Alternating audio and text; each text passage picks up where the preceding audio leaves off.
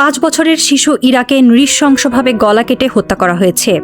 সারা দেশ যখন শোক আর রাগে ফুঁসছে, তখন এই বর্বরতার স্থায়ী সমাধানে এক সাহসী ও ব্যতিক্রমী প্রস্তাব দিলেন নারায়ণগঞ্জের সন্তান ও নেদারল্যান্ডসের উট্রেখট বিশ্ববিদ্যালয়ের গবেষক সাব্বির আহমেদ।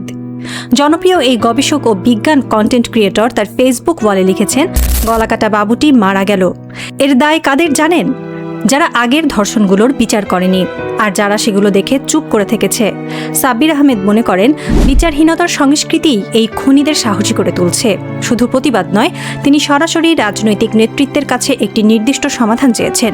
বিএনপির ভারপ্রাপ্ত চেয়ারম্যান তারেক রহমানের কাছে বিশেষ অনুরোধ জানিয়ে তিনি লিখেছেন, একটি ধর্ষণ নিধন ওয়েবসাইট চালু করুন, যেখানে সব ধর্ষকদের বিচারের লাইভ আপডেট সাধারণ মানুষ দেখতে পাবে।